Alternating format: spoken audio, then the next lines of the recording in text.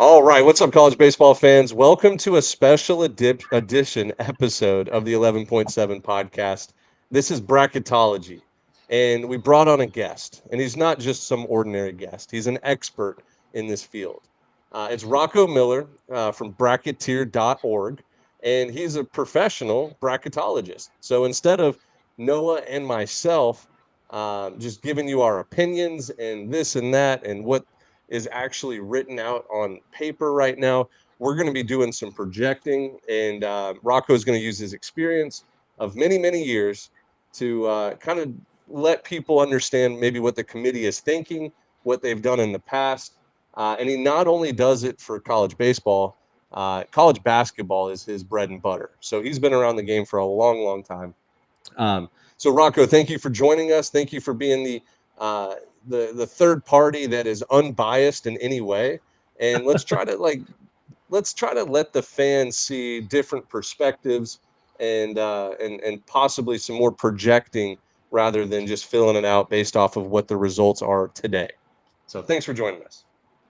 Ben, I like to think that I'm the expert projector, but I love that Rocco has, recorded a lot of the committee, releases that they have after they have selected the field. Rocco and I met each other in Las Vegas last year. Good friend of mine, and yeah, we hit it off mainly because we were both in the 11.7 Pick'em contest. So I was like, "Oh, are you the Rocco Miller 8 in here that's in the top 10 on the leaderboard right now?" Yeah, that's me in first place right now. And he's like, "Oh, so this guy knows college baseball." But yeah, other than that, I mean, Rocco, I'm a huge fan of yours on the college basketball side. How did you get started? And I would just say, explain to those that don't know what you do, what your role is in the college basketball world.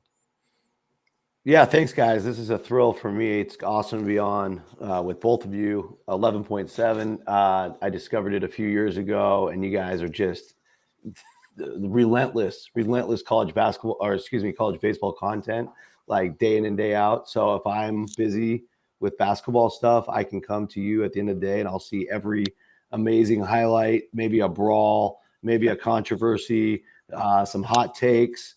We got the pick'em contest. It's really cool. I love what you guys are doing.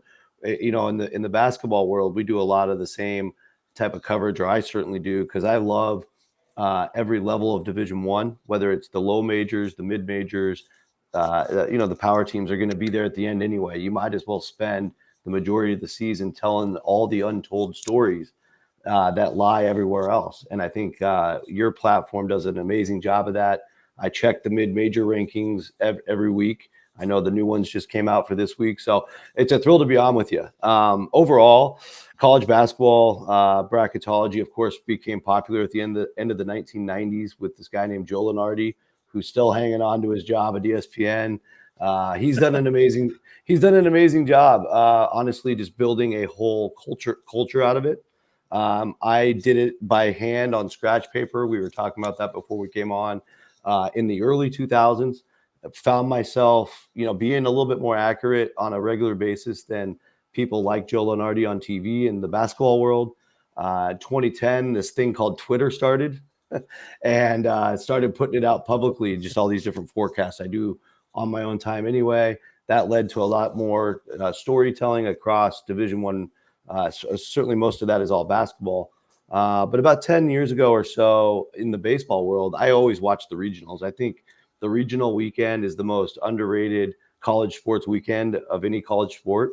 I stand behind that. It's an amazing 4 days of theater. I think I have the Bases Loaded channel on for about 70 or more hours in a row, and I don't miss a minute. I take little naps here and there, but I think it's all thrilling, all the crazy rain delays, just great drama. I honestly get a little bored by the World Series because it's all usually the heavyweights by then, and all my Cinderellas are gone. But I love seeing the upsets. I remember Stony Brook's run. I remember Kennesaw State, Kent State. A lot of these small schools, obviously Coastal Carolina winning it all. About 10 years ago. So, figuring out how that process comes together. How do you put these four teams into the same regions? How do you build the bracket? Why is the process so much different than basketball? All those curiosities led me to try to do it on my own. And then I basically just started the same way I did in basketball, which is pay attention to every time anybody on the committee speaks publicly. So I record all those committee interviews year in and year out, still have them all saved. So you can find some still on YouTube, I bet, if you wanted to do that yourself. And then also just trying to pay attention to where college sports as a whole is going. So we just saw in the college basketball bracket, 14 out of 16 SEC teams got in.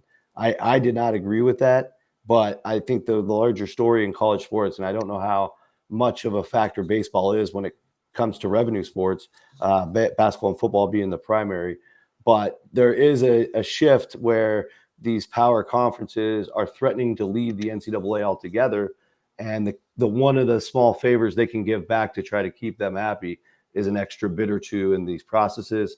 So there is an absolute human factor to picking these 64 teams. And so happy to just kind of share my thoughts on that as we go through tonight. But again, thanks for having me. This is awesome. Yeah. You hit on some points that I want to reiterate. Like the human factor is so much more prevalent in college baseball, and it has been over like the last 10 years. And we saw a little bit of it in basketball with like North Carolina this year had a member on the basketball committee, their AD, and North Carolina probably didn't deserve to make it to the tournament, but they did. We're used to that in the baseball world, where like the last 6 or 7 years, committee members on the bubble or the hosting bubble typically get favors done their way. So I wanted to start off the show with just listing off the committee members for all the fans that do not know. These are the guys who are going to be ultimately picking the bracket in 3 or 4 weeks. So Southern Miss has their AD on the committee. Jacksonville State, Kent State, Portland, Southeastern Louisiana, Indiana, East Carolina, Florida State, Kansas State, and Florida. Odds are that teams like Florida and Southeastern Louisiana are going to get in the tournament, and then Florida State will probably have a favorable regional. But that's for us to find out here today. The way that this podcast is structured, or if you're a visual learner, hop on our YouTube. All of this is on our YouTube, so you can see the visual of what the bracket looks like. We've already gone through and decided who we thought the automatic qualifiers would be for all 29 conferences. And then we've also took the time. It took about 20-30 minutes, but we seeded 1 through 16 for the regional hosts. So we cut off all the fat, we trimmed the fat there, and it's visual right now on the YouTube if you can see. And in this way, we just have to go in and fill in the 4 seeds and the 2 seeds and the 3 seeds, and the bracket will be done. So we've spent 2 hours pre-show discussing who we thought was going to win the American East and who deserved to be the number 12 regional host. We've done all that. Now it's time for the nitty gritty of where are we going to place each team and who are going to get those 7 or 8 at-large bids up in the air. So I'm going to kind of turn it over to Noah and Rocco here. They are very smart people, much smarter than me. And then I'm just going to chime in with things that maybe have a gut feeling about, or something that I disagree projection wise, but for the rest, like they're going to handle most of it. So Noah and Rocco, you all take it over. So Texas was the clear number one. All three of us had agreed with that. All three of us had our own projection coming into this. And then we all kind of added our own input into the top 16. Texas was the 1 seed, and then Arkansas, Florida State, LSU was 2, 3, 4 in that order. Rocco, any reasoning that separated the 1 from the 2, 3, 4, and then Arkansas, Florida State, LSU? Where were some of the differences maybe there? Yeah, no, I thought we were pretty much on the same page, 1 through 4. Little bit of debate between, LSU, maybe a North Carolina or a Georgia overtaking them based on a couple of ours, but I think overall we feel really good about the 4. Texas clearly number 1, despite being swept by Arkansas. They've just been far and away the top team. Again, bracketology is always a body of work discussion, not just one weekend. So everything Texas had done up to that point, that just goes to show how dominant they've been. They could take a sweep and still be the clear number 1. And I think after that, this is where we started getting into some of the weeds. But one of the things I'll say 5 through 8 is we did have unanimous consensus that West Virginia, as the representative from the Big 12, despite some midweek hiccups, I think you guys said they've lost 3 in a row now in the midweek, but just being so dominant and in the third best league, they've pretty much belong in that top 8. I guess the only way they get knocked out is if the RPI is too low. As we record this, it slipped to 22 on Tuesday night after their third straight midweek loss. But otherwise, I think we've all felt good about West Virginia. That might have been the biggest surprise. That's the funniest thing about doing a committee exercise is some of the things you thought might be the hottest debated item ends up being unanimous. Then you end up debating something you didn't expect to. So I think overall we felt pretty good. I guess my only difference was I had Auburn a bit lower and Vanderbilt a bit higher, and I think we just swapped those. But that kind of just shows how close those two teams are. One of them, one of those two probably getting in the top 8. The loser of that tiebreaker, in our case, it was Vanderbilt, will slip down to the 9 spot. Yeah, ultimately, I think the Yeah. trump card there was Auburn with a series win over Vandy. We then went Tennessee, and then Coastal Carolina 11, Clemson 12th. Coastal just swept the season series in midweeks against the Tigers there, and then the independent representative over Oregon State 13th. UCLA was our Big Ten rep at 14. UC Irvine with a Big West title got 15 in that order. So, Ben, any thoughts on Clemson above some of the teams that have a title, and Coastal Carolina is our highest mid-major? Yeah, look, I think that Clemson has been struggling down the stretch lately. Like they look like a team that is totally different than the first 6 weeks, 7 weeks of the season. In fact, they don't have anybody in their lineup hitting over 300, so they're scuffling a good bit. I think the RPI is going to hold for them in a position where they are going to host. But teams like UCLA, UC Irvine, like really our debate between 12 and 16 was, are we going to have 2 Oregon schools hosting? Are we going to have 2 schools in the Los Angeles area between UCLA and Irvine hosting? Dallas Baptist and TCU both in the same area. And you can even throw Oklahoma in that mix as well. And like, so we were just trying to figure out, like, how is the committee going to separate these bubble hosts from these strong 2 seeds? And most of them ended up being like around the same area of the country, regional wise. So that was like the only really disagreements that we had. I think we had 20 hosts or 21 hosts between the 3 of our brackets, and we had to eliminate 5. So that's where we're at right now.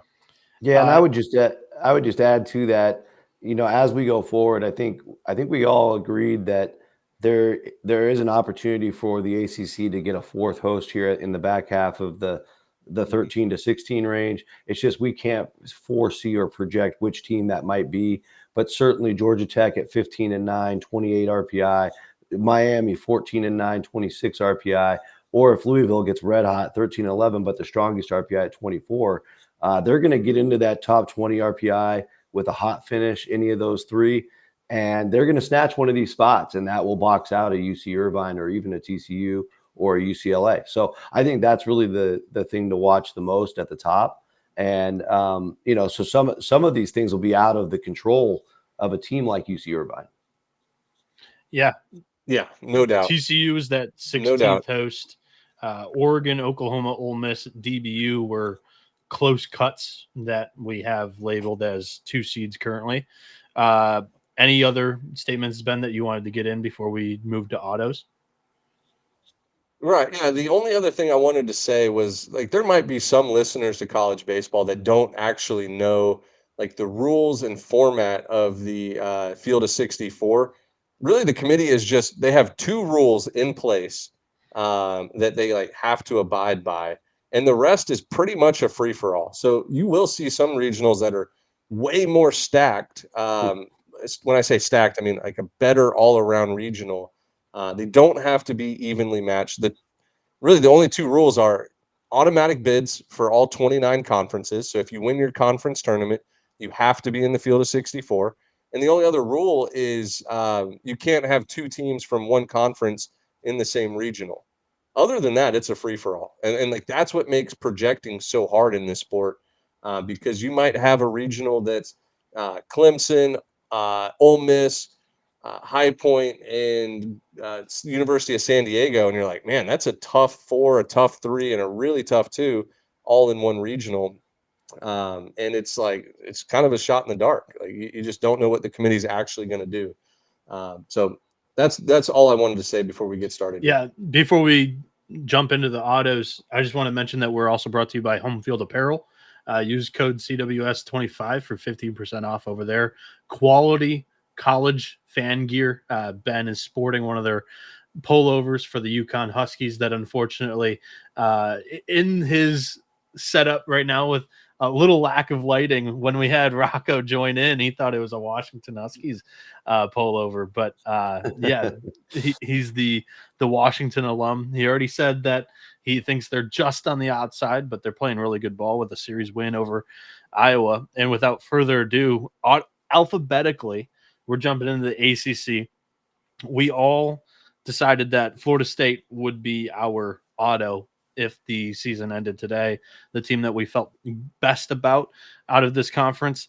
But this conference is going to get multiple bids here.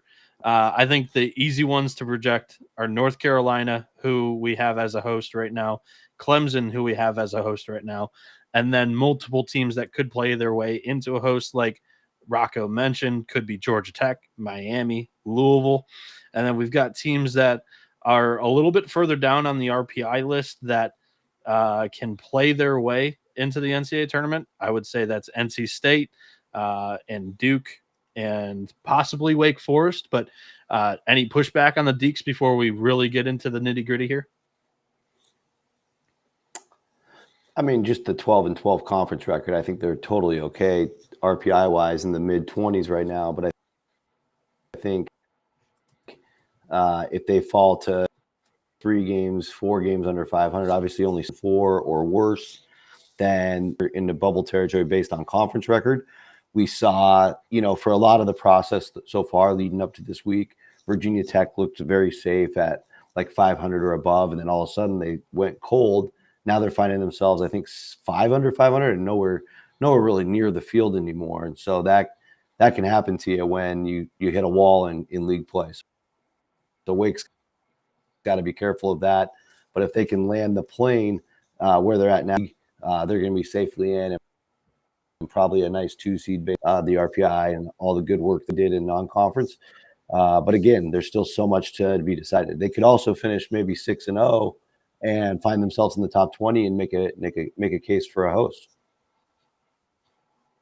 Ben, is there a 9th ACC bid that we feel comfortable as a 2 seed here, or do we need to move to the bubble and label like a Duke, a Notre Dame, Virginia?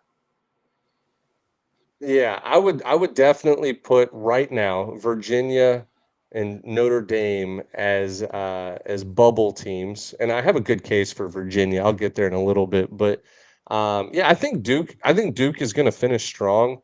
They are at 42 in the RPI right now. They get 3 games at Clemson. So like honestly, if you just go 1-2 against Clemson there, your RPI is going to boost, and then you get Georgia Tech at home that final series, and I kind of like Duke to win that series. So I would put Duke safely in just projecting wise. Plus, on top of that, the ACC tournament is in Durham at a field that they've played hundreds of times over like the last 5 years. So yeah, I like Duke in the tournament pretty firmly. All right. The America East, we went with Bryant. I'm sorry if I moved on too quick from the ACC. Was there another team possibly in the mix? I mean, Virginia Tech's certainly on the outside right now. I still have them listed on the board, but they have to finish pretty hot to play their way back in at 11-16 in the league.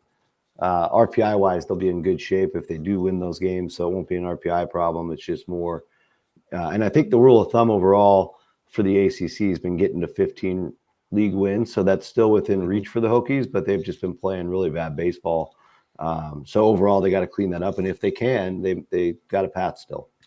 So yeah, Bryant is our America East representative. Ben made a good case for Maine, as they do have the America East tournament in their home state, and they play pretty well there compared to on the road. But we went with Bryant for right now. They just swept Maine. UTSA has ran away with the American Athletic Conference. Any other bids in this conference, guys? Probably not right now for me. Like there were a few teams that could have over the last 2 weeks put themselves in position. Like right now, your best bet is FAU at 55. I don't think FAU is going to get in over a ninth or a 10th ACC team or a 13th or 14th SEC team. Like their RPI's got to be in the 30s, I would say, to get in at large. Yeah, I agree with that, and they are on my board based on where their RPI is. But the other problem for FAU right now is they don't have a quad one win, and I don't think they get another quad one opportunity unless my notes are off. But yeah, they're sitting there 0-5 in their hardest game, so you got to do something to make up for any kind of RPI problem. They don't, unfortunately, for the Owls, have that going for them right now. 11.7 is a pro ASUN conference. We really like Stetson and Austin P. We have Stetson ranked higher in the mid-major poll, but right as of now, we're selecting Austin P. They would be the number one seed in the conference tournament currently because, I mean, Dimitri and I talk about it often. They're in the weaker division. Stetson has more losses currently. So Austin P was the tough, but I think the right decision. All three of us had the Govs.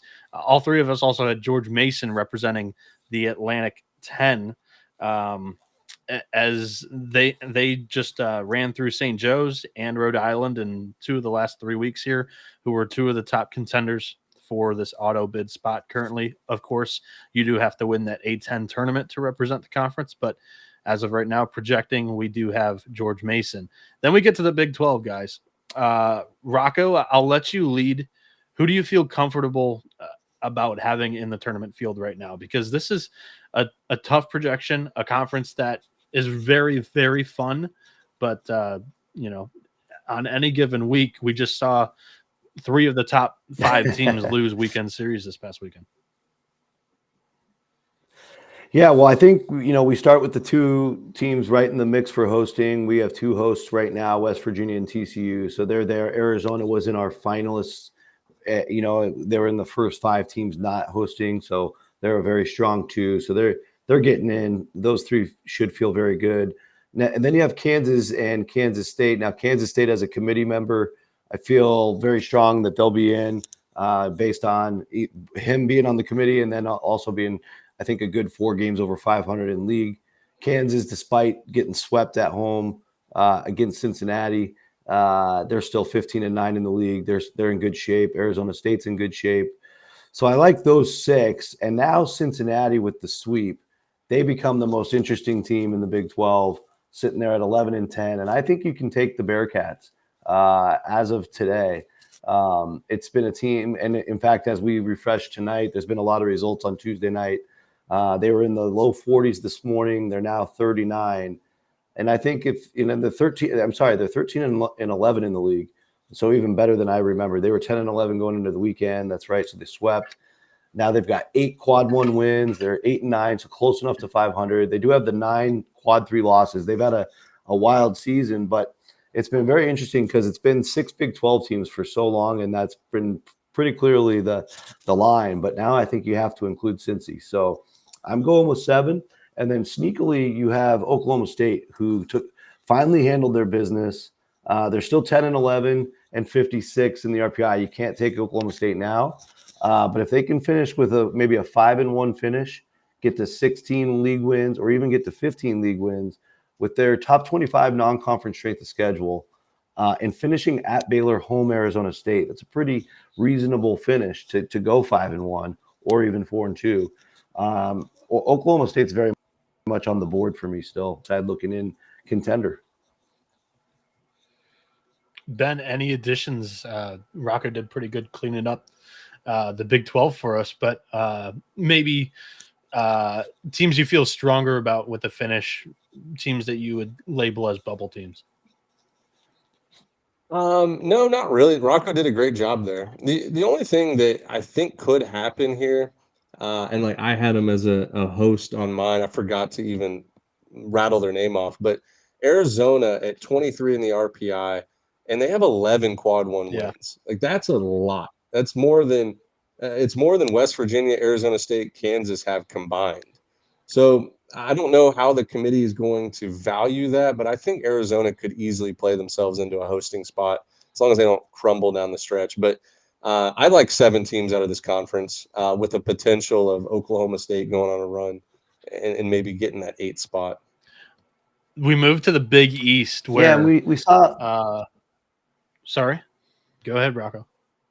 No, I was just going to add. We saw last year Arizona, I think, was the only exception outside of the RPI top 20. The committee was very impressed with their results. Obviously, a whole different year out of the Pac-12, but they did get the 13 overall national seed. So they've done this before, where they're kind of on the outside, but the wins just are too overwhelming, and the committee took care of them down at giving them the Tucson Regional last year. I would also just say Cincinnati's finish at TCU, really, really tough series coming up this weekend, and then they finish with that Kansas State team at home. So Cincinnati, although they look good right now, they still have a lot of work to do. Yeah, and that's a hungry TCU team coming off a series loss against Arizona. So tough weekend, just tough spot all the way around after Cincy had maybe their biggest weekend of the year with a sweep in Lawrence, back-to-back road series. I think I would favor the Horned Frogs in that one too. The Big East, we went a little unconventional maybe. We selected Creighton as the auto bid here over who maybe some people expected to be UConn or Xavier. Ben, what was the reasoning behind this pick here? I liked Creighton from the beginning of the season. I still think that it's going to come down between Creighton or UConn, but for like at least the Big East auto bid, I think this conference though is safely a 2-bid league. Like safely, whether it's UConn and Creighton or Creighton and Xavier, or Xavier and UConn. I just think this one's going to get a multi-bid league, especially with UConn 7 quad one wins already this year. Xavier had one of the toughest non-conference schedules in the country. Like this is a conference that schedules pretty well out of conference. So I don't know. This was a toss-up. Rocco, any input here on the Big East competition for bids? Yeah, I think UConn's obviously best position with that 34 RPI coming in at now 33. That's going to continue to fluctuate a lot. Xavier gets the Creighton series ahead, which obviously will be key for the regular season race. This conference tournament is at Xavier. Is that right? No, it's actually Mason, it's right? at Prasco Park, which is neutral site. But that's by And Xavier, it's right? Yeah. right, yeah. Yeah. It's in Ohio. Okay, yeah, that's what I was thinking about. Apologize, it's not the same spot, but it's if it favors anybody, it might be the Musketeers. I think it'll be fascinating because they've been projected a 2-bid league, from where I'm sitting all year long. But Xavier is no longer in that beautiful RPI spot. They've slipped all the way to the 40s. Creighton RPI is low 50s, so they're probably not going to get it done, at least from a basic committee point of view. So I think the best thing for the league is anybody else wins the conference tournament and then UConn gets the at-large. I think if UConn wins the conference tournament, it might be a 1-bid league. Now, something in the past that I actually have written down here to add for the Big East tournament. It's only 4 teams, and all 4 of them are going to be Quality Good RPI. games. it's going to Good end up being RPI either games. quad 1 or quad 2 game. Yeah, Smart. all good RPI games. Even St. John at 82, neutral Yep. site, like that's a quad 2 game right there. So Yep.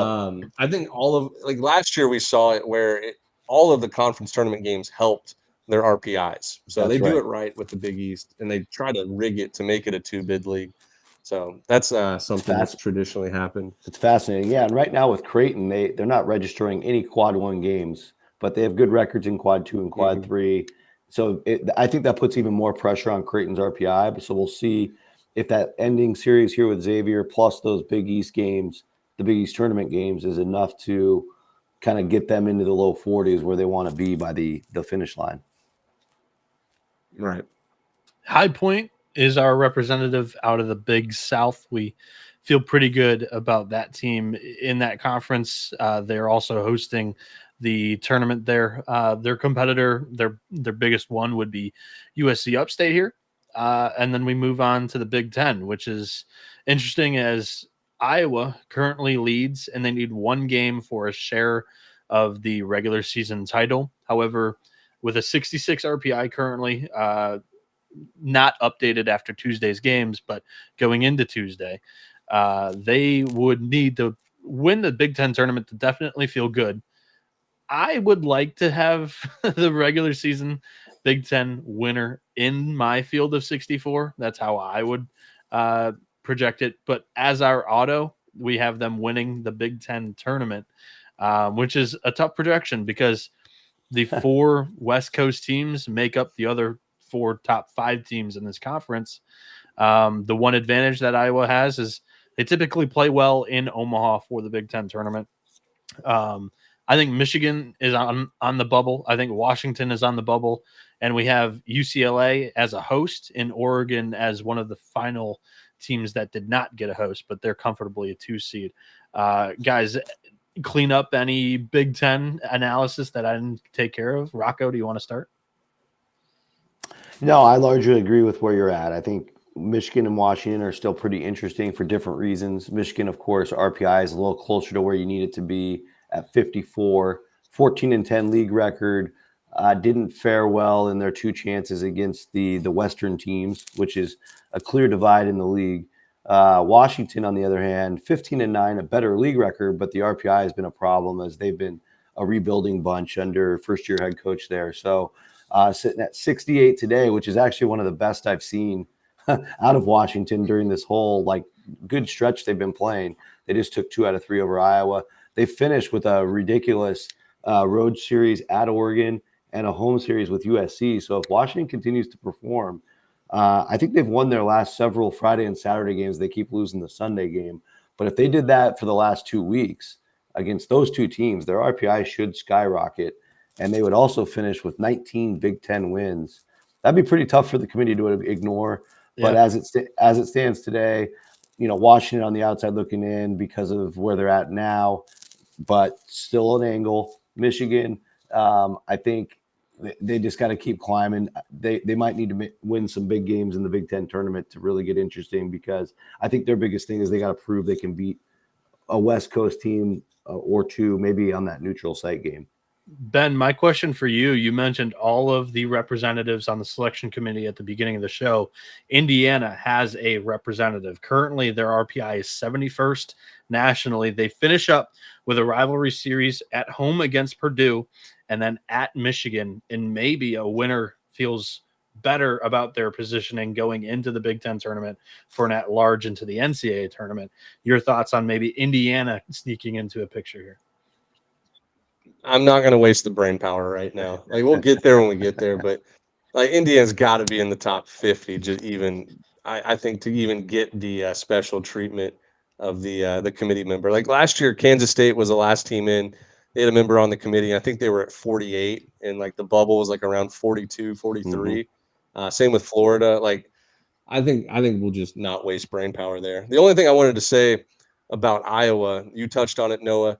If they win the Big Ten, which it looks like is, if they can just win a game or two, like they'll be fine. If they win the Big Ten regular season, I think they deserve to get in as an at-large. It's tough to win a conference 30 games for a conference schedule, and then they also have 6 more quad one games like coming up. They have 3 neutral site against Oregon State, 3 at home against RPI 25 Oregon, which would consider quad one games. So 9 quad one games and you win your conference, like that should be good enough, whether you're at 59 or 33 in the RPI. It doesn't matter. Like they should be in.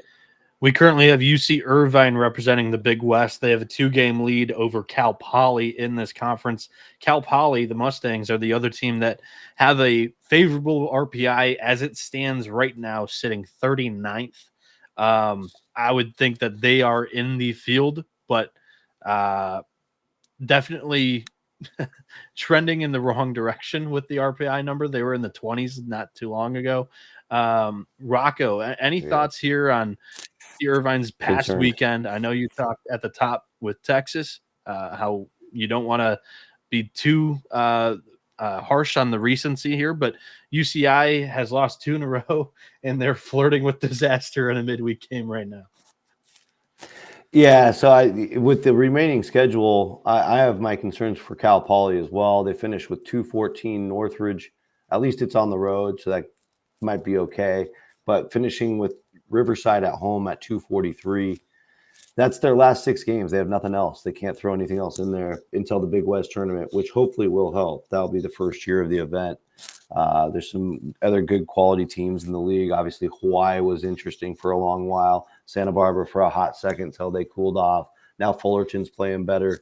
But playing these bottom of the Big West teams has really killed these teams. Might kill UC Irvine out of hosting by the end. And I think the best thing right now for the league, if Cal Poly, if they just lose one of these last 6 games, they might be out, and you might be needing anybody but Irvine to win the Big West tournament to get back to 2 bids. Yeah, I agree with all of that. Look, I see that Cal Poly is 39 in the RPI. They haven't beaten anybody this year. They're 2-10 in quad Yeah. one, and that includes a sweep against. They got swept by UCLA, A&M. lost 2 out of 3 to Texas A&M, lost 2 out of 3 to Oregon State, and got swept by UC Irvine. So it's like they haven't beaten anybody. They don't have that thing that they can slap on the paper and say, "Hey, this is our resume." Plus, Rocco touched on it. Like their RPI is going to continue to drop, even if they go 6-0, in my opinion. Right. So I think Cal Poly's on the outside looking in. The Coastal Athletic Conference has Northeastern, who's ran away with it. They're up 6 games, basically just need 1 game to lock up the title in the league. This is definitely a good enough league to knock off Northeastern, who's the 1 seed. Their RPI currently sits 32nd. We saw this last year where College of Charleston was about the same RPI range. They do not win the CAA tournament, and they get left off. In some eyes, it was not justifiable, but a dangerous situation here once again in the CAA tournament. We have the Huskies projected to win it. Any thoughts before we move to Conference USA? Conference USA, we have Dallas Baptist. Western Kentucky, nice bounce back weekend, sweeping Louisiana Tech. Are they firmly back into the field, or are they like more of a bubble team? We have to wait and see.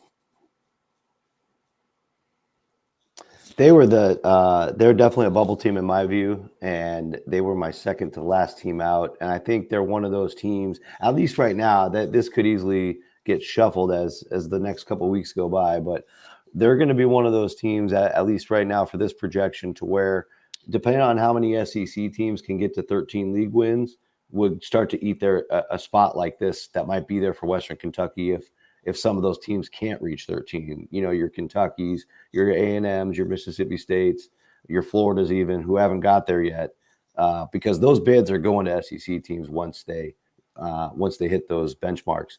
So Western Kentucky, again, they were at low 30s before. Now they're stuck all the way at 46.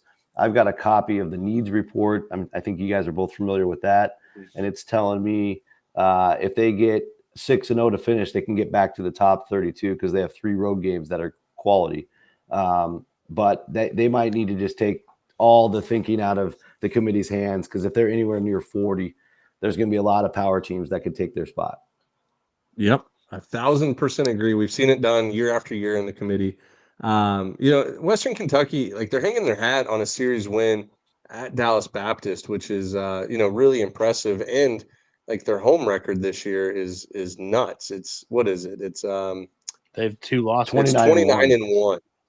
29-1 at home this year. Now the road record's 9-9, so it's like nothing crazy. But I think Western Kentucky, the smartest thing they could do is find some Power 4 team on the bubble, like maybe Kentucky or somebody, and schedule a midweek next week, like next Tuesday against them, and just battle it out because they don't have a midweek scheduled between, or I guess before that final weekend. And like that game could be the decision on whether they're finishing at 42 in the RPI or 49 in the RPI. So I would try to Yeah, they schedule could one play. more. They could I was play. Ben, you know this number off the top of Yeah, your they head could play. more than I do. Xavier would be a good one. They've got 48 games Mhm. played. Is 55 the max? 56 So they've regular got room. seasons Yeah, the max. great point. Yeah, I got plenty of room. Kennesaw State was the other team that is interesting. RPI currently sitting 54. They are at DBU this next weekend. I don't know if we can project a win, but 3 games against DBU, who is currently 19th in RPI, will help the Owls RPI. They finish up with RPI 138 Georgia Southern in a midweek that, based on recent trends, we could see spotty showers. And then Middle Tennessee is a home series 181 RPI.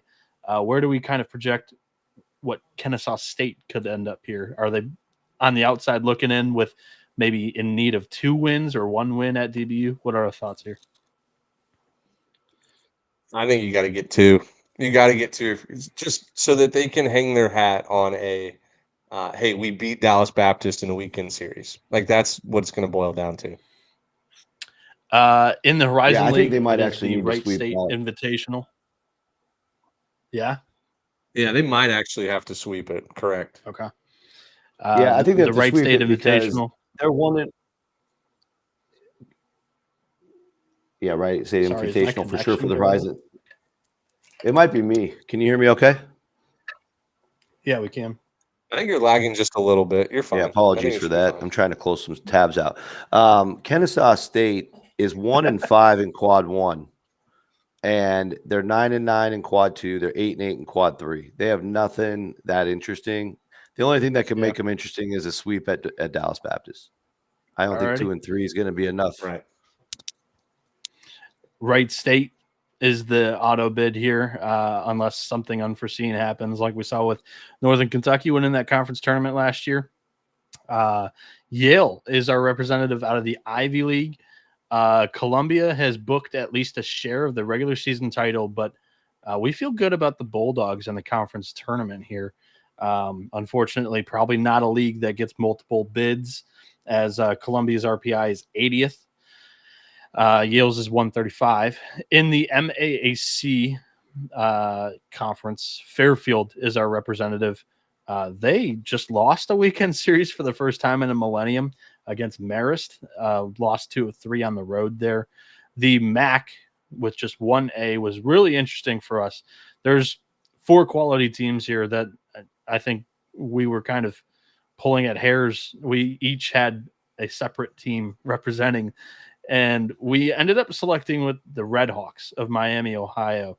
Ben's team from the get-go in this conference. Rocco, what were your thoughts on the MAC? Obviously, this is going to be decided in the conference tournament, but Miami, Ohio is our representative right now. Yeah, you got a 3-way tie at the top. Miami, Ohio has the 1 series win against Ball State. They didn't get a crack at Kent State yet, so they got a 1-0 in the head-to-heads. It's a great race going on. All 3 of those teams are quality clubs from what I can tell. And, why not go with the Red Hawks for today? It'll probably come down to that last series for the 1 seed, but again, that conference tournament's going to be wide open as well. We have Southern Illinois as the representative out of the Missouri Valley. This is one that I'm planted my flag on. Currently, they're 3rd in the conference standings. The 1st and 2nd place teams, being Missouri State and Murray State, play each other the final weekend of the year. And Southern Illinois wraps up with 2 of the weaker teams in the conference in Valparaiso and Evansville. And I think that they might be able to slide into that top spot, at least for the regular season. Obviously going to be decided in the Valley tournament. Ben, you had a spicy take. Go ahead and explain who you think could be representing the MVC come the end of May. Illinois State was my pick, just because it's a one-bid league. Going into the season, we had Illinois State ranked fairly high in the mid-major top 25, like somewhere around 21 or 20. And they kind of fell off a cliff, but they're playing better baseball now. And the biggest kicker is they're playing the conference tournament at home. And traditionally in the Missouri Valley Conference, the team that hosts usually wins the tournament. I know that last year was Evansville, 2 years ago, Indiana State, 3 years ago, I think was Missouri State. These teams typically play well at home in the conference tournament. So I just threw a flyer out there and said Illinois State just because I couldn't predict whether, Murray State or Missouri State or Southern Illinois were going to win it. I just kind of went with the dark horse. All Good right. logic. Nevada is in a tight race in the Mountain West. We all, I believe, had the Wolfpack representing here. But yeah, that Mountain West tournament, I believe it's just a 4-team invitational. Ben could correct me if I'm wrong. Yep. But that will be a very interesting representative there, because we were all high on Fresno State in the preseason, and they are in the mix. I think they're currently third. The NEC has a tie for first place right now between Central Connecticut and Long Island. I believe Rocco and I had the Blue Devils representing, so we went with Central Connecticut with the tiebreaker there. Ben had Long Island because they won it last year. SEMO was a flag plant by Ben out of the Ohio Valley Conference. Ben, I don't know if you want to go ahead and explain, but we all had separate teams coming out of this conference, and we went with your pick. So as a former OVC player for one season in 2014, I felt like it was my place to plant my flag. Southeast Missouri State, they run that conference, and even though they're sitting at number 4 or number 3 in the conference standings, we saw them last year. Take it to the regional final against Kansas State in the Arkansas regional. They've won the conference tournament something like 4 of the last 5 years or something crazy like that. And talent-wise, that conference right now is not very talented. They kind of get plucked by the Big 12 and the SEC for their best players, but Southeast Missouri, they kept a pretty good chunk of the players that played last year for them. So I just think they're going to get hot and win that tournament. Holy Cross is the representative out of the Patriot League, and this was a flag plant from Rocco. So Rocco, the Crusaders were a pick of yours. What are the thoughts here over? I believe the conference tournament field is decided. They begin play this weekend. It is Holy Cross as the 1 seed, Army as the 2, Navy as the 3, and Lehigh as the 4. Well, yeah, I mean, right now Holy Cross is 17-8. They play top 4 Patriot League teams, get to the playoff round. Then you play back-to-back weekends. They'll have the advantage as the 1 seed, assuming they get there. Actually, yeah, they already are there. It starts this weekend. Yep. They'll get to play at home for both series if they can advance. And I thought they were the best team in the league.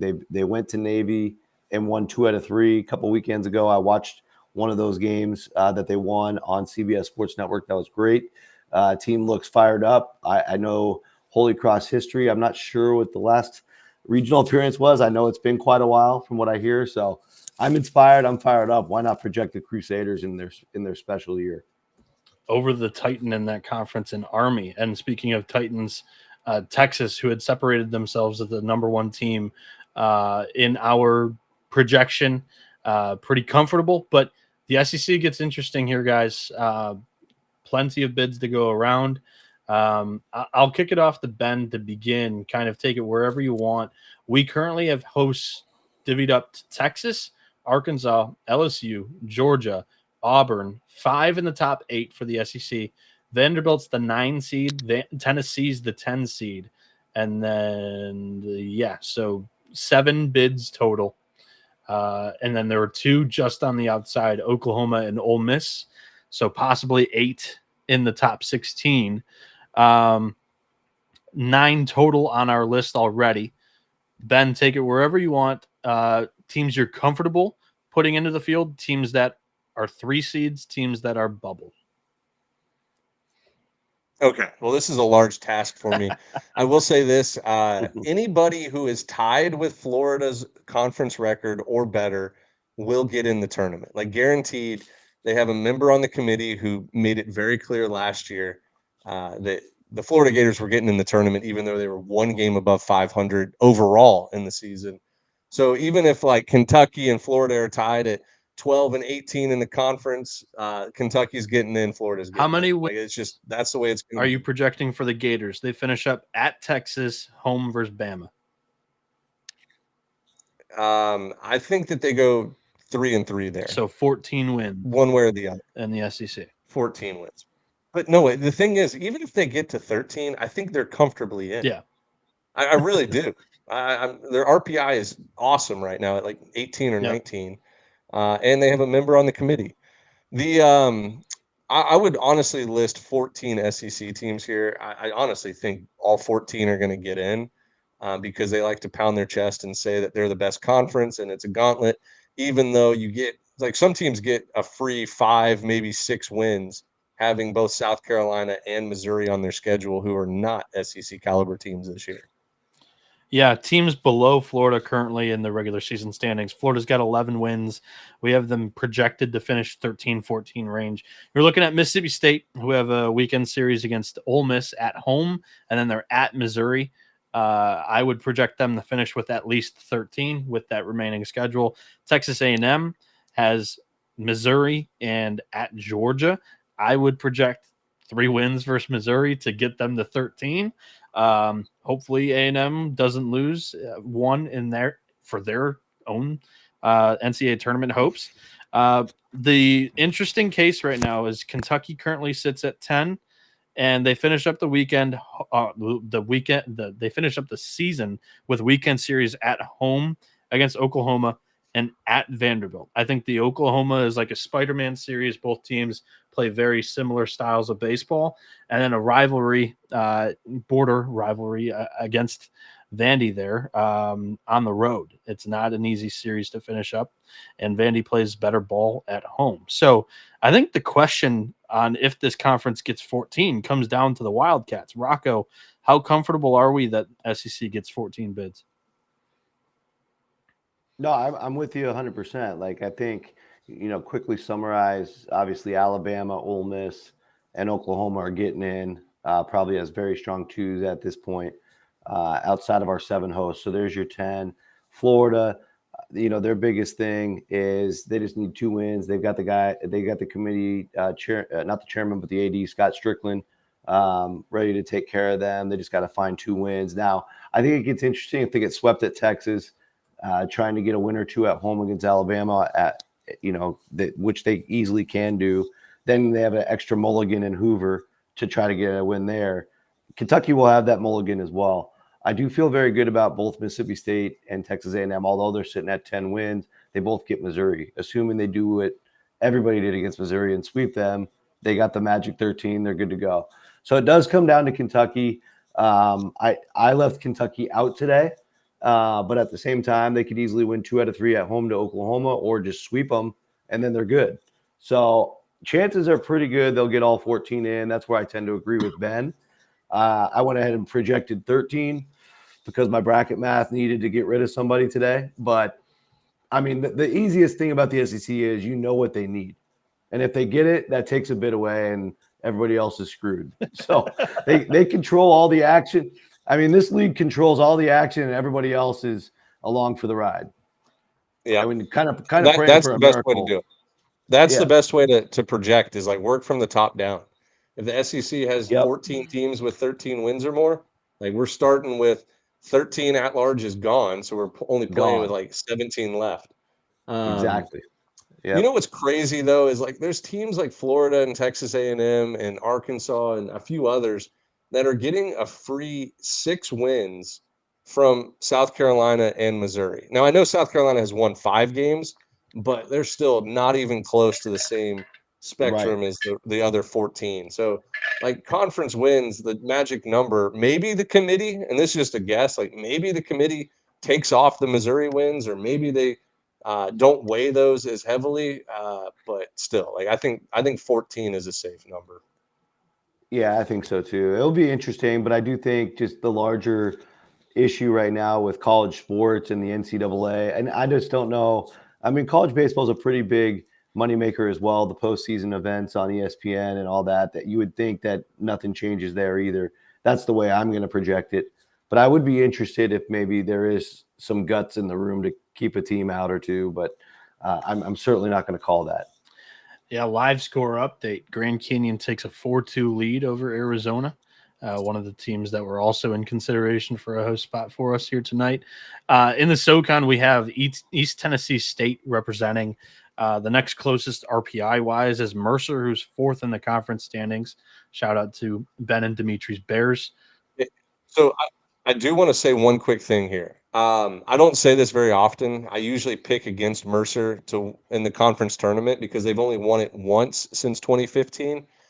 Mercer will win the conference tournament this year. I have this weird gut feeling as a Mercer alum that like they have the pieces and the depth this year to finally get it done. Uh, ETSU is a great pick, but I'm telling you, like gut feeling, and I know this is going to sound so homer-y, but Mercer will end up being a 3 seed at Georgia. Just watch. I can picture it now. We have a very fun race in the Southland. Right now, we have all projected Southeastern Louisiana. And let me just say that would be the most easy way for all bracketologists out there that are experienced or that are filling out projections for this thing to go. The Southland right now has UT Rio Grande at 37 in the RPI as the highest RPI representative. They are currently first place in the conference. Southeastern Louisiana has a great chance of being the number one seed in the conference tournament. And the top two seeds host what basically are regional formats. And then the following week is a super regional type best of three series in the tournament championship. The auto bid we went with was Southeastern Louisiana. They have a representative on the committee. If they were to drop the conference tournament and just be eliminated anywhere, and say the Vaqueros don't win this thing, maybe the Southland is a 3-bid league because the Vaqueros seem to be in an all right spot as it currently stands, with quality competition remaining and a Southland tournament remaining as well. Um, a big situation here in the Southland. Rocco, I'll go with you with the ethos to lead us off here, and your overall thoughts on why we landed with the Lions as the auto and the Southland picture in general. Well, the Lions have the chairman of the committee. The athletic director is the chairman. So not only is he on the committee, but he's in charge of running the entire session for however many days they're meeting. And so that obviously the history is on the Lions side in a big way. If they're anywhere near the bubble, they still got to be able to smell it. But if they're anywhere within sniffing distance, I think they're getting in. Rio Grande Valley is fascinating to me because they've basically finished the regular season already. They're done at 22-8. They have one game left on the schedule with Texas State, which is actually a decent RPI game. Texas State's 74, and that's it. Then they're done. So I'm not sure if they're going to have room to add games. We talked about that with another team. They've only played 49. That could be a team where Western Kentucky could call them up, see if we can make that happen. But outside of that, McNeese has fallen off a cliff. Lamar doesn't have the bandwidth to get back into the top 40. So we're probably just dealing with those two from here on out, unless there's a bid steal. But I do think there's two factors with the Sela AD being the chairman. One, Sela's own self getting in, and two, just making sure this is a 2-bid league some way, somehow. Southland's had a good year overall, a top 10 RPI league. So I am counting on both of those things to happen. Mm-hmm. Yeah, Noah, you said it best. The dream scenario is Southeastern Louisiana wins the conference tournament, and I think they're going to have a good shot because they'll be most likely the Dream 1 seed. scenario for And as long as they 95% of don't, the country. For the Southland, well, yeah, that's what I'm saying. Yeah, If you're an ACC or a Big 12 or an SEC fan or like a multi-bid fan, like you don't want any bids stolen out of the Southland Conference. Like that is like a worst case scenario for you. But Southeastern Louisiana is probably going to be the 1 seed as long as they sweep this weekend, or even win 2 out of 3. They win the tiebreaker over UTRGV, and then so the way it is, like UTRGV would be one host, and Southeastern Louisiana would be another host in the conference tournament. And let's say they both win, or let's just say Southeastern Louisiana wins their regional that they're hosting. The other team would have to travel from Edinburgh, Texas, over to Hammond, Louisiana, in like 4 days basically, and play another series. Like that's a lot of travel for teams that don't fly. Like they got to bust that 9-10 hour bus ride. So Sheesh. like I like Southeastern Louisiana to win it, but yeah, chaos would happen if somebody else won it, because I still think Southeastern Louisiana is going to get in no matter what. Yep.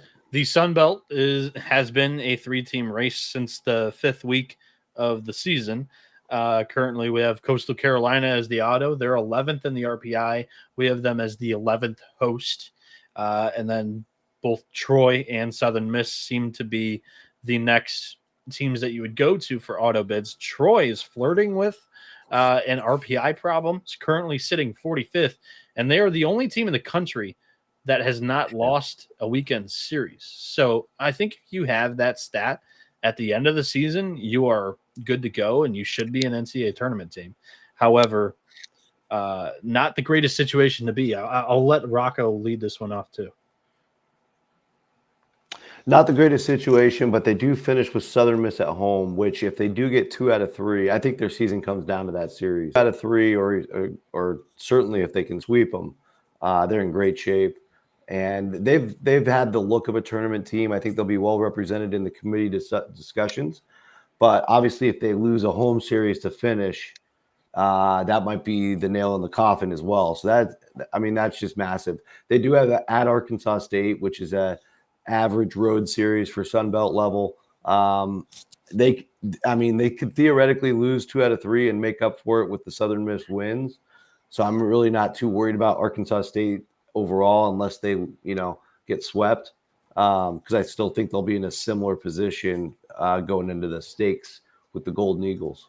And then obviously the Sun Belt tournament, you can't take stupid losses there either. They're going to have to hold serve and all the, you have to hold serve in the games you're supposed to win. And then if they do get eliminated by one of the 2 big dogs, that's fine. But they don't want to get knocked out by a bad RPI Sun Belt team in that tournament. That is for sure. We go to the SWAC, where all 3 of us had Bethune-Cookman as the representative. The Summit League, all 3 of us had Oral Roberts there. 1 more year of probation for the St. Thomas Tommies.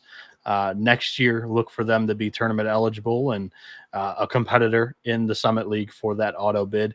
We go to the West Coast Conference, where San Diego won a road series at Gonzaga, and I think that was the trump card there for the Toreros over the Bulldogs in our auto bid suggestions. The WAC was interesting. Grand Canyon is the regular appearance team in the NCAA tournament from this conference. They've lost weekend series to both Utah Valley and Sac State.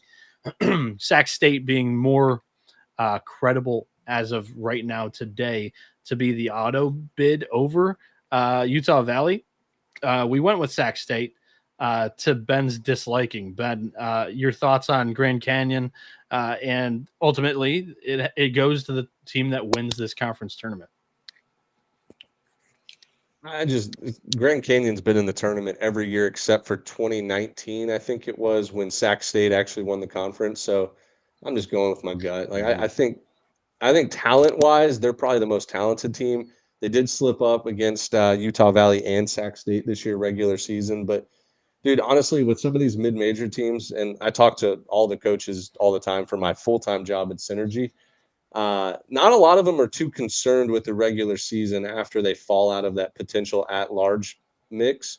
They're starting to get the guys ready for that conference tournament, those 5 days in May, because they know that's their only path to the postseason. So, not trying to give Grand Canyon any excuses. I just think that they had bigger visions than a 3-game series against whoever. All right, and that wraps up our auto bid conversations here. We have currently 4, 5, 6, 12. We have to cut two seeds from our conversation here. We currently have 12 open spots. Arizona was the kind of fifth team that we didn't include right here. So I can add them into this and they will be exempt from this conversation. But we've got to remove two of this group. This group is Georgia Tech, NC State, Miami, Louisville, Wake Forest, Duke, Kansas, Kansas State, UConn, Alabama, Florida, Southern Miss, and Northeastern. If anybody has any strong opinions, I would advise speak up now. Otherwise, we'll go through a couple of resumes here. I would move Northeastern and UConn just to the 3 seeds right now. Let's just bump them over. I don't think they'll get the benefit of the doubt depending on their RPIs. Like even if they're in the high 20 RPIs, I still think they get bumped to the 3 seeds. Yep. All righty. I agree with that. And it Rocco? seems like you still have too many, but no, I mean, yeah, I agree with that. Those would probably be my first 2 to go. And if all those fit, I guess we can roll with that. I also thought Florida with their overall record would probably be a 3, but you never know. Depends on what makes sense for their AD. I can attest to that. I think that Florida will get the easiest 1 They seed. have They'll be a 3 They have a seed. strong RPI though. That's why I threw them in the 2 seed conversation. They're currently 19th. Yeah, I think they're going to be right, but they would be low stuck with a top team. Right. Yeah, their conference record, I believe, will be somewhere around 13 and 17. So then the beneficiary of that would be UConn or Northeastern. Do we have a favorite team of the 2? I would still look. I think UConn's got a little bit better resume than Northeastern, personally. Obviously, Northeastern's got a more dominant record, but it's a lot of fluff. They've played each other head-to-head, too. Yeah, Northeastern won. Oh, there you go. If you want to do that, you can. I had – because I even have, like, Kansas State and Duke as 3s, which were close. But I had do you have Miami as a 2? Yep. Okay. We're good. I'm trying to see who you have that I don't USC, have. I have USC as a 2. I have USC as a 2, and I also have Arizona State as a 2. Good call-outs. I didn't type I have either down. I have both of those as well. They slipped through my grasp. So I would put them in. I would put them over Northeastern and Kansas State, and then I also have UTSA. I have as a 2 above. I have them above Duke. Good point. Just barely. Duke was my strongest 3.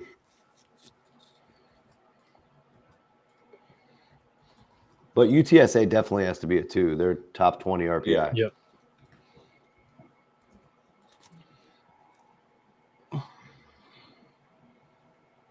I think that pretty much matches up with what I have. Yep.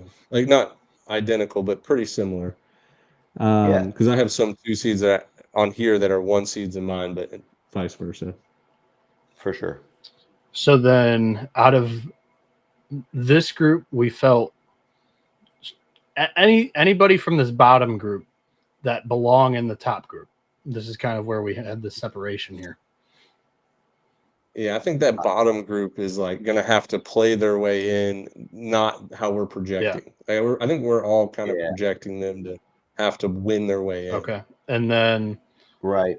I think the one exception I have is I did have Cal Poly in the field still, but we talked about their situation. They pretty much have to be perfect. Yeah. They just have the better. The only difference is they have the better starting point. Yep. But at the same time, their back's against the wall regardless. So right now we need to go ahead and put UConn and Northeastern in for sure. They're we've got Northeastern. Yeah, no doubt. Oh, then take them off there. Do we have UConn in there still? Is in there now. Yep. Okay, so we have 6 remaining spots for these 8 teams. We got to Noah, could you put those teams? Noah, could you put those teams to the right and like scroll over so I can just look at everything? We don't need the automatic bursts anymore, right? On the left. You know what I'm saying? Like, yeah, scroll to the right. There we go. And then that way we can look at the whole bracket instead of scrolling up and down. There we go. Oh, perfect. We got to cut 2. Yeah, and I would say from here. Yeah. Oh, you just want to cut 2. Okay. I think in this case. Oh, I would honestly, cut Xavier. time out. I said we had to put UConn in. We actually don't. We have Creighton. I forgot about that. Well, I think the 3 seed. I think UConn has a formidable RPI. Oh, getting in. Oh, I do. I agree too. I agree. I'm just saying I didn't want to say we absolutely had to put them in because we don't. But I think that means you agree. cut. I think that means you definitely cut Xavier. So now you just got. I think you group Cincinnati there too. I think their remaining schedule in the Big 12 is really tough to project them comfortably in. Cal Poly is probably another candidate. That's fair. Ben, what was your case for Virginia? Yeah, it was more of like I know their RPI is way out of there. They have a chance to finish. They're gonna fix 6 or what is it? They have a chance to finish like 16-10 or 17-10 in conference, which is very impressive. Like I know they have a hot Miami team, but at least it's at home. And then at Virginia Tech, both of those series will be quad 1 series. Mm-hmm. So, like, I think Virginia is like in the discussion. Yeah, no, I like Virginia too, just from the standpoint of if they win those 2 series, not only are all their records going to check the boxes, but their RPI is going to be fixed too, to a reasonable place. And they lost. They lost the at Florida State series too, which would have tremendously helped their RPI. Yeah, no matter what happened, exactly. Right. But yeah, that's the difficult part. If you want to go off of something you expect to happen in the future or stuff you know now, that's the difference between Cal Poly and Virginia. Yeah, that's honestly the best debate right there. Cincinnati too. What's in front of you, or yeah, Cincinnati.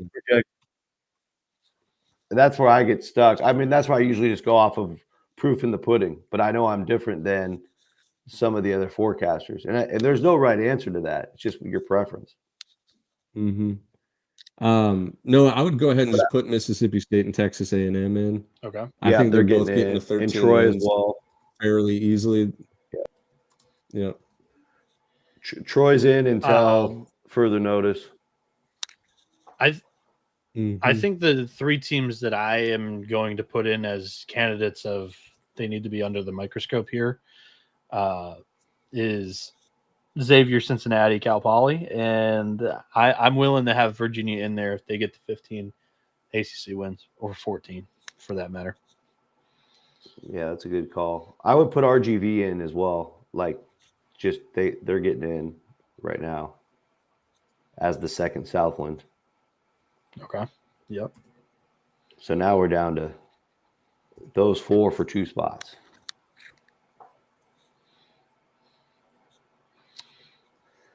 Yeah, and I mean this is the funniest part, because if it's based on proof in the pudding, it's going to be Cincinnati, Cal Poly.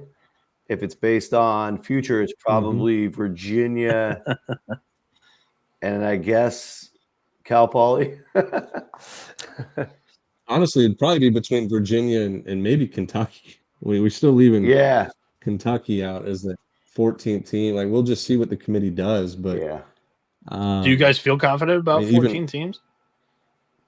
No, I don't. But I mean, I do, but I don't. Happen in basketball, and this is the SEC sport, right? So if it can happen in basketball, it can happen anywhere.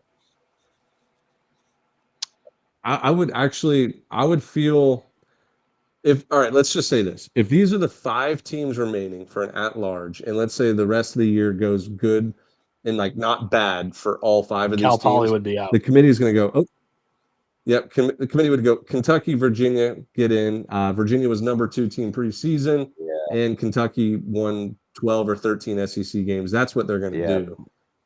They'll throw aside Cincinnati and Xavier. which sucks. And but- Virginia would get to the minimum 15 wins needed. Well, if you give them if you throw in one extra for the canceled series. Yeah, I agree with that logic. That's good logic. You can use those as the last two if you want, Noah. All right. Kentucky, Virginia. So Xavier, Cincy, Cal Poly, first three left out here. I put Western Xavier. Kentucky I probably put Western Kentucky fourth out of the next group just because they're right there. I would too. Yeah. Western Kentucky. And even though I put Kennesaw State in the conversation here, they're not even quite there. We've got I Notre Dame, Oklahoma State. Notre Dame's hot. They are. But they are. They still have to hit an inside straight though, and they've been hitting them. Yeah. Michigan, Washington, Virginia Tech for 2 next 4 out spots here. I'd probably go Washington and Virginia Tech, just because Washington and Virginia Tech can play their way in very easily. Like, just take care of business, win your next 2 series, or at least go 3-3. Get really and your RPI is going to be much better. Yeah. Yeah. All right, I'm good with that. But yeah, just based off how we seeded those other teams, we're projecting Washington and Virginia Tech to lose those series, just based off of like Oregon and UCLA and those teams. So let's just take them out right now. So we have Kansas State, Duke, Mississippi State, A&M.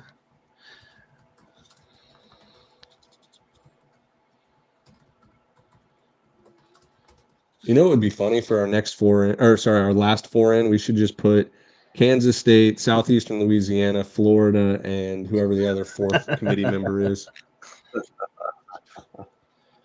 That's perfect. Do we feel better about Troy than some of these 4 that I already typed? I would put Troy right last 4 in. I'm okay with that. Yeah. They should be probably the 4th to last in. It wasn't easy putting it. I mean, we saw the path for them to easily be out. So UTRGV, Kentucky. Which sucks because they've had there'll be an outcry for sure, but it's just the reality. So Virginia Tech, the final weekend series of the year, is a big one. Yeah, Virginia Tech might be. Virginia Tech's got to play well this weekend though to have any hope. Yep. All right, and then now this is the fun part. This is the most. This is the fun part, fellas. Yeah. So as long as there's not 2 teams in the same conference, like anything goes. Because they try to say, like 3 or 4 years ago, they try to say, "Oh, we tried to seed 1 through 64 and then fill it so like everything's even." But then Clemson gets number 2 Tennessee in their regional. It's like, that's not fair. Tennessee is a 2 seed in the number 4 overall. The number 4 national seeds bracket was like crazy. Okay. Right. So those are things you can't really forecast for sure. Yeah. Let's do this. I'll move them. There's I think the couple different routes that I take. The other things I've been told over the years that they try. I look at the last 2 tournaments. So if it's a bunch of teams that are always in it, try not to put them in the same group that they were in last year or the year before. I don't go more than 2 years back. So I look at I always look at that, and then also more for the 4 seeds than anything because they're usually low budget teams. If they can get them within 400 miles of a bus ride, that's actually on the it's printed out in the document, but they don't have to follow it. It's just recommended. So like today, so these bottom. Go ahead. We can get into that in a minute. These bottom 4 here were our strongest 2s, like the ones that were considered for hosts. So if you want to seed those first, I would go Arizona, probably at UC Irvine. I think that they're very close to the bubble. You got to throw an SEC team at UCLA and probably Oregon State there. Well, I think Well, Oregon. Or no, Oregon State would be would fun. probably go to Oregon. Yeah, Oregon's Rocco, either any going to. precedent on 4 games against each other in a same regional? No, that part doesn't matter. So it just depends. Like they're either going to put them with Oregon State, and that'll be that, or because Oregon's one of our strongest twos, they might, in this example, put them with Irvine. Right. But I just don't know how much they care. Let's just go Oregon State, Oregon. I think that's a safe play because they also want Oregon fans to travel and fill out that 2 versus 3 game and fill the stands. So I think that's probably smart. Yeah, Oregon State's going to get a good crowd anyway. But yeah, I hear you. So call me lame, but we have a mid-major host that needs an SEC team. Yep. Well, I put SEC 2 team. Yeah, NC State's actually never been paired with Coastal. I Really? keep landing with that, but obviously I could be way off. But that allowed me. So here's my logic there. That allowed me to give Florida the 3 spot. So then Florida doesn't have to go very far, and a very winnable regional with NC State and Coastal. I keep landing with that because of that. Okay. It's more for the later, explanation. Yeah. But up to you if you want to follow that. But it's a very conceivable outcome.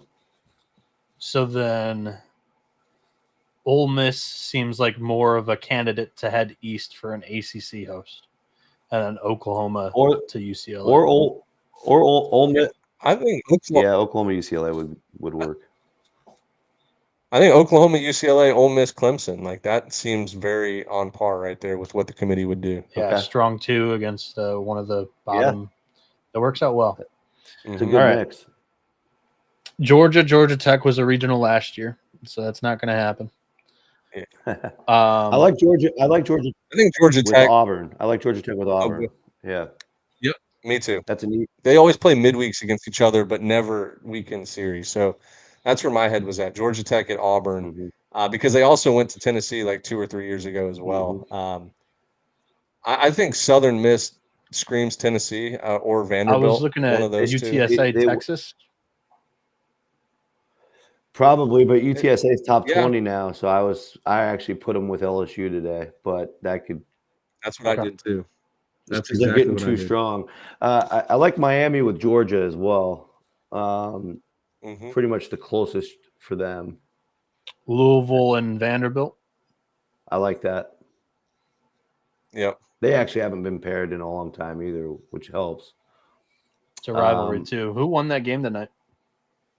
I'm not sure. Did we see a score? Did they play tonight? They played Louisville won tonight. Yeah, Louisville that's beat. right.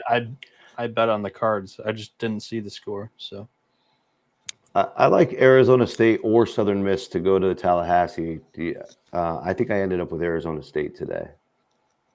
I had Arizona State at Texas. That would work too, but I think the last time Arizona State made the tournament, they played in Austin. But I don't see. I'm paying attention.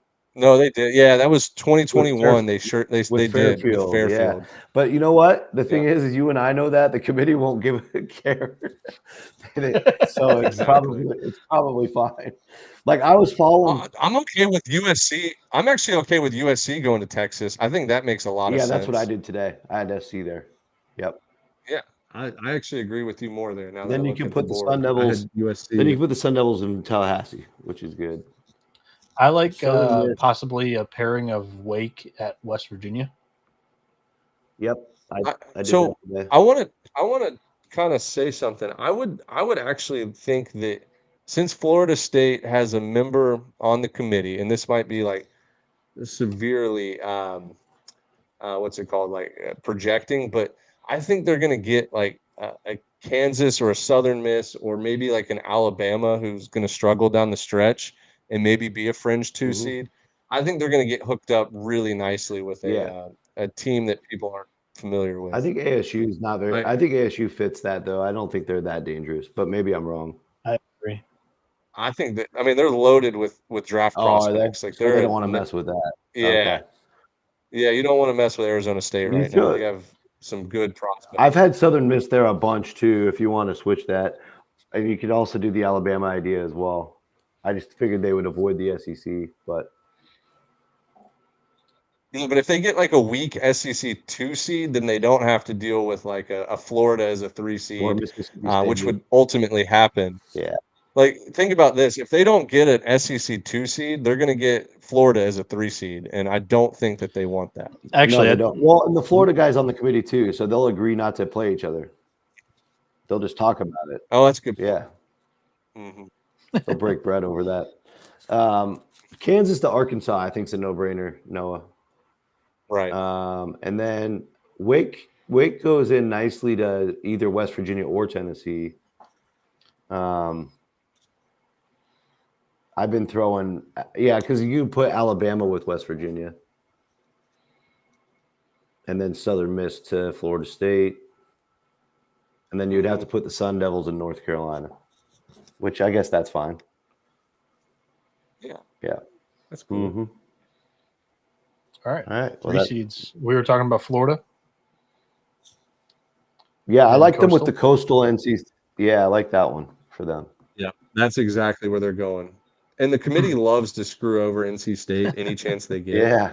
So, like, Perfect. this is their shot. Perfect. Are we sending A&M to Fort Worth with DBU and TCU? You can. Yep, that fits well. And that's what I have. Yeah. Okay. I was going to give it to Southeastern Louisiana because they're guys the chairman, just to give them a chance to win a regional. But we can well, like, so this is my thought process. There's also this Rio is my thought Grande there process. too. Yeah, well, let me throw this idea out there about Southeastern Louisiana. I think no matter what, they're going to LSU because they want their fan base to like travel and see the games at LSU. Does that make sense? does. Like, if I'm an AD Yeah. and it's like if we want to get some excitement around baseball, like let's make sure our regional is within like driving distance Yeah, they'll where be wild out there. you know, our fan base can just go and get nuts. Yeah. So Yeah. I think it's almost certain that they're going to LSU. Okay, let's go with that. Grande or It's the same thing with Southern Miss. Southern Miss usually goes to like an LSU or Somewhere an Ole close. Miss or Mississippi Yep. State because they just want their fans to be there. Yep. yeah. Florida State's not bad for them. They just jump on I-10. It's actually not too bad. Yeah, I've that's driven true. it. Yeah. Yeah. Do we send Creighton to Arkansas as well? Yeah, or Iowa, either one. Yeah, Arkansas or Texas probably. Well, Fairfield's going to Iowa, or Texas. Fairfield will probably go to Texas, right? That's the worst 3 seed. I kept Fairfield as a 4 just because they're in the RPI. Yeah, I had Fairfield as a 4 too. Who is the 4 that would move up? They're in the RPI 28th league. It's hard to reward a team in like one of the worst leagues in the country. They're just beating up the pastry cart. Mm-hmm. I would look more towards like the Austin P or San Diego route that I could see slipping in as a 3 seed because they're good teams. Yeah. The RPI is just bad. I think Duke needs to go to West Virginia. Yep. They almost have to. If you want to do that. All right. And who should be rewarded next? Kansas State, because the guy's on the committee. Where does Kansas State want to go? Because they have a committee member. I love this. Kansas State would definitely go to a. Do we send them like? How about UCLA? Maybe. Do they want to go to LA? Yeah, I was gonna say UCLA, and yeah, like the committee member wants to fly to Los Angeles, hang out for a week, all expenses paid. Yep. Well, would you and play against UCLA and Oklahoma? Yes, perfect. Yeah. UTRGV probably would go to Texas. Yeah, that's safe. My guess. I'm with you on that. Then that leaves A&M to TCU and DBU. Mm-hmm. Yep. Troy, you could go to Auburn. Yeah, Troy's perfect for Auburn. As a with 3. G-Tech, that's a great regional right there. And also Troy went to Alabama last time, so now they need to do Auburn. Yep. What do we think about Iowa as like an Arkansas or Arkansas's perfect, honestly. Yeah. Especially if they're a sketchy inclusion. Just make them go there. Do we want to put East Tennessee State in Vandy or Tennessee? I like them in Georgia. I think Georgia's the closest bus ride. I actually did it in the map today. Okay. So then Austin P, Tennessee or Vandy? Tennessee. Austin P would probably be, I guess either one Tennessee. is great. Either one is fine, actually. And then Mississippi State, they're going to have to be prescripted somewhere. They might have to go to Irvine, actually. Them or Kentucky. Well, they could go to North Carolina. I think you probably send like a even Kentucky weaker, is like probably better for. Kentucky and North Oh, Carolina. Kentucky would go to North Carolina. Yeah, Mississippi State down south to the SoCal. Yep, to Irvine. Virginia is not bad in Oregon State, Oregon. With gonna our have to go to remaining Oregon. teams, Have to go there. I think they have to. Have to go there. It's Northeastern Yukon, and the two remaining regionals are Vanderbilt, Louisville, and Clemson, Ole Miss. So Northeastern gets Pick Vandy. your poison. Well, you said Northeastern won the head-to-head, right? So they would get Yeah. first choice theoretically. So give them. So Vandy. they would go Clemson or Vandy. I think they go Vandy because it's closer. Okay. Yeah, there you go. That works. Perfect. Now we got our 3 seeds all laid out. This looks pretty good, This boys. is actually really good. Yep. And then this should be pretty quick. Now we got to do the 4 seeds. Yeah. I don't know how you guys do it, but I've been it's so random, right? So I've been trying to do a little bit more different process instead of just going in order of first pick, best RPI. I've been going by the league. Yep. Like strongest league gets first. Well, I've kind of gone more heavily. I usually fill in like the close, Yeah, the easy one. distance wise. Like Bethune is going to Florida Yeah. State. You can check So we that all- box. We all do it a Well- little bit differently then, because like I give it kind of like the nobody as the top like 5 seed wants to see a Wright State, a perennial 4 seed that always threatens ones early on in the NCAA tournament. So like I always kind of give brands that are routinely in the NCAA tournament to like higher seeded 1 seeds. So yeah, we're all kind of a little bit different mixes to our sauce here. I would start with this. No, go put Bethune at Florida State and put Oral Roberts at Arkansas or yeah, TCU. or TCU. Oral But, like, TCU I don't think is Oral Roberts solid is- because that was a College World Series matchup. Mm-hmm. And then and you could put SEMO. San You could Diego. put SEMO at Arkansas. It's right there. That SEMO, happened yep, last year, that's a though. good. So it'd have to Was be it Oral. SEMO? Oh, they did. So go. Yeah. So swap those two. Yeah, Just go do Oral Roberts there in Arkansas. Good Unless call we right want to there. do Southern Illinois. Southern Illinois is a good one too. Yeah. Mm-hmm. They tend to So give Arkansas SEMO- somebody pretty competitive. Like they gave them Santa Clara recently. Yeah. That's true. That was a hell of a game. Uh, Didn't they beat them, I think, once. I think TCU roughed up Arkansas twice. I think that was who. Like, I think Mhm. Santa Clara was able to get Arkansas to use some of their bullpen early, and then it allowed TCU to really kind of open up a can. Yeah. If we really want like just an offensive juggernaut series, we can throw High Point in at Tennessee, Wake Forest, Austin P. Well, I was So kind of just looking go at these highest. 2 California mid majors. We have 2 California regionals here. So San Diego. San Yeah, we Diego. also have the Oregon State one. Too. Yeah, throw San Diego with Irvine. It's a little closer. And then I went State closer State to Oregon or UCLA. It's right. It's about the same. But I went- put Nevada with. I went Sac State, Oregon State because Nevada's not crazy far from LA. No, it is. It is. It's in Reno, so it's up by Sacramento, actually. Oh, I was thinking Vegas. I don't know Yeah. why. So I put UNLV is I put Nevada in Corvallis, and I put Sac State in LA, but it's almost the All right. same. Nevada has to fly either way. So. All right, and then High Point, you were looking at one of these Tennessee regionals. Yeah, I would say Tennessee, Coastal, Vanderbilt, one of those. I had them at Coastal, but whatever you want to do is fine. Those are all pretty equal. Yeah.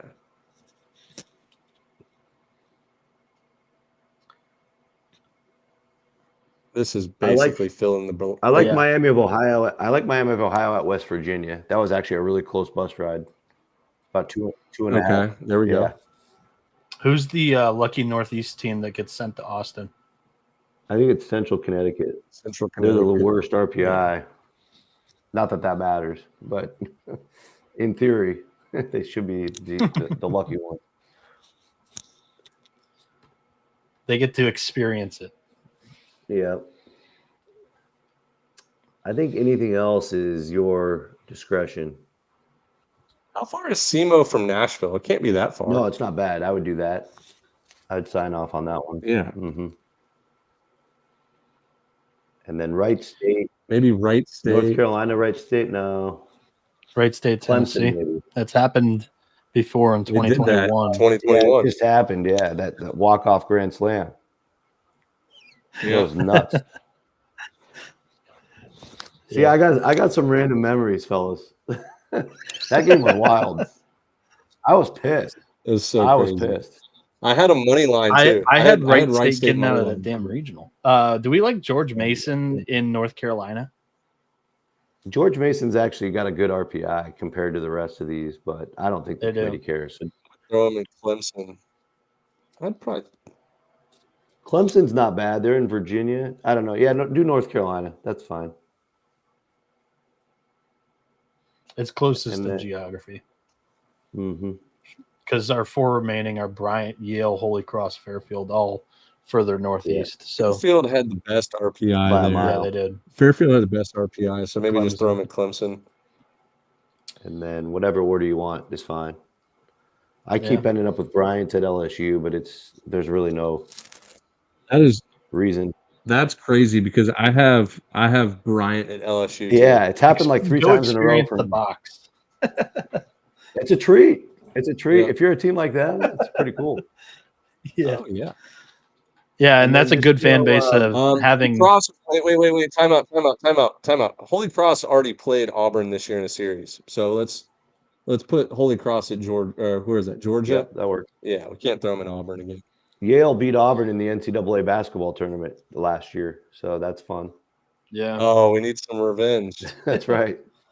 13. Well, nice. Well, cool, guys. Thank like you very our much. We field. did this in just a little over an hour and a half. This looks good. We'll post a graphic tomorrow, and we'll wrap this up pretty like after I'm done talking, after you guys get a chance to talk. But this was great. Thank you for coming on, Rocco, and thank you, Noah, for putting this all together. This is us just being able to college baseball nerd out and work through was some fun. problems and work on our problem solving skills. So Noah and Rocco, I'll let you guys wrap up the show here. Whatever you guys want to say. I guess my input here would be Yeah. always fun filling out bracketology, and I think my favorite is like the hypothetical matchups that very easily change just after one single day, but that's easily going to be what everybody else loves on social media as well. It was a treat to be able to do this with Ben and Rocco.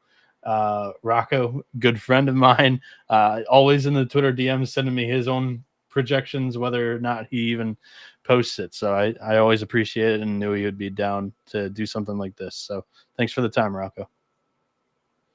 Yeah, thanks for having me, guys. I really appreciated the exercise. Obviously, still a couple weeks to go. Things are going to change, but this really set the stage, at least from my perspective, of what's at stake these next couple weekends for a bunch of those teams we covered. So I just feel much more well-rounded on what's happening in the sport, where we're heading towards regionals, all the drama that will happen in the conference tournaments. So many of these bigger leagues, I don't think we mentioned on this show, but are going to a single elimination format. So how dramatic is that going to be? But awesome stuff, guys. I really appreciate all the time and knowledge that you have on this, and thanks for having me. Well, we're going to be back. The podcast will be back regularly scheduled for Wednesday night, so you'll be listening to it Thursday morning. But hopefully you guys enjoy this here today. And 2 weeks left, so almost a conference tournament time. See everybody, and enjoy your time.